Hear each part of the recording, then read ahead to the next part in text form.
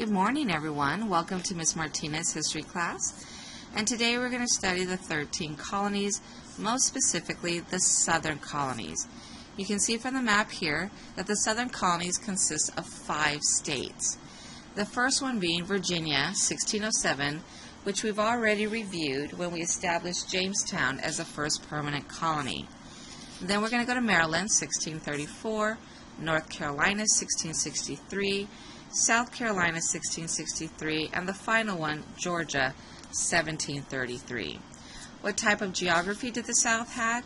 It had warm weather and rich soil, and it consisted of the Mason-Dixon line, which is, you can see from the map here, is the line that will separate free and slave states as we continue on our path towards the Civil War. As we continue, I gave you this map when we first walked into class, and let's go ahead and fill this out right now. We're going to label this assignment number 1, and we're going to put in the abbreviations and color each of the 5 states. So you can see here that Maryland's already been done for us, but we're going to put the abbreviation, and the abbreviation for Maryland is MD. Remember, they're doctors. Then we're going to go into Virginia, VA. We're going to go into North Carolina, NC, South Carolina, SC, and Georgia, GA. Make that a little bit better. And we're going to go over here and we're going to pick 5 colors to color in our states, whatever 5 you decide you want to pick. And we're just going to outline each of the colors so that we can see where each of the boundaries of each of the 5 states that consist and make up the colonies. So just a real quick review while we're doing this. Remember that New England consists of 4 states, 4 in the middle, regional colonies, consist.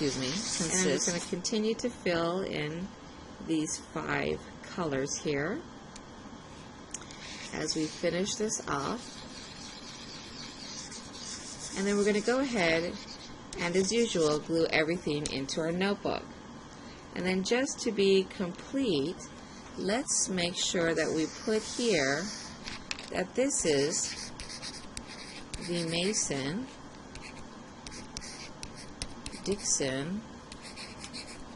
line. Excellent. We're going to continue on, and our next thing that we're going to learn is about the economy of the South. Continuing on, the economy was based on agriculture, which was tobacco and beautiful cotton. The type of government the South had consisted of the House of Burgess, and that's the picture you see right here, which was the first representative government. And you can see from the inside of the government building that they would have had their first type of democracy with elected representatives. And you can see when we talked about the red ink, meaning the red tape for government. If you received anything with a red stamp on it, you were very critical of what you were reading because this was coming from the government itself. We're going to go on next to the plantation life. And you can see these beautiful types of plantation homes in the South, but each one had its own specific purpose.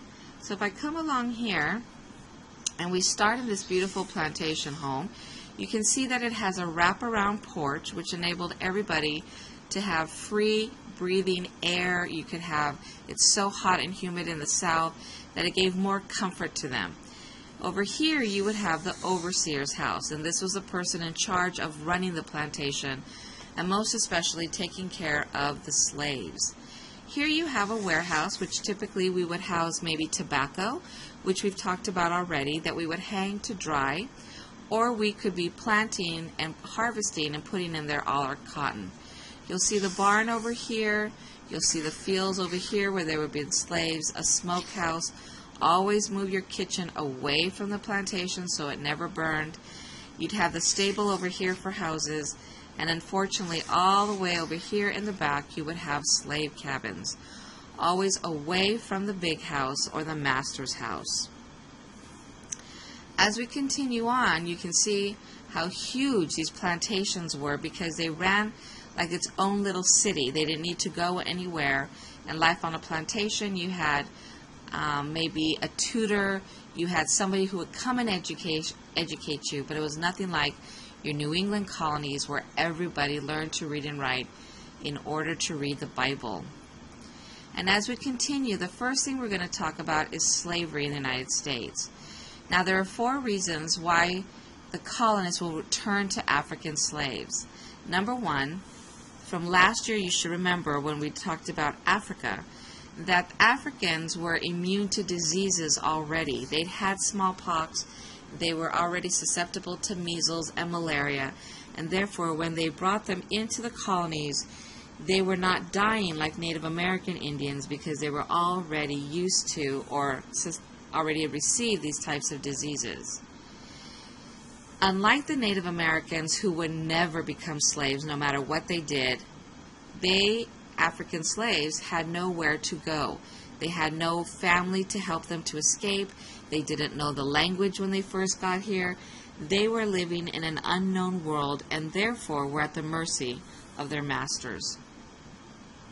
It was cheap labor. Any child that was born from a woman slave, the master of the plantation would therefore get that piece of property for free. And remember, it's a horrible thing, but in order for Southerners to contemplate and to live consciously with what they were doing for such a long period of American history, slaves will always be considered as property and not as humans. And most especially, Africans were used to being farmers in Africa. They were used to the weather, they were used to the toiling of the soil, they were used to the hard labor, which Native Americans were not used to. And then if you remember from last year, the Jewish diaspora, now we're going to have an African diaspora, which was a forced removal of Africans from their homeland to the colonies. And here you can see a picture of the agony, the horror of having to come from a country where you love to a place, an unknown world that you've never even seen. You don't know what the people are like, you don't know the language that they're speaking, and it was quite a terrifying experience for slaves as they came to the Americas. As we discuss this passage, the most infamous part of the journey of a slave would be the Middle Passage, which was commonly referred to as hell on earth. And as the slaves became part of this capturing system, remember also again from last year, it was the Portuguese who were going to be the slave traders. And so when they came on the Middle Passage, the first one being them being captured in Africa, the Middle Passage consists of the transportation of slaves to the New World across the Atlantic Ocean. They would be stacked like wood on bunk beds 6 rows high. They would be chained together, people that they've never seen before, languages they've never heard before, crying and sounds and sickness and crowdiness, all things that were terrifying from young children to adults, not knowing what they had done wrong, where they were going, or what was the reason for what was happening in their lives. Death and disease were very common on this Middle Passage. Women were known for being captured, not knowing what they were doing, having their children separated from them, as they would try to bite the skin off of their arms in order to get released from the shackles that they were in.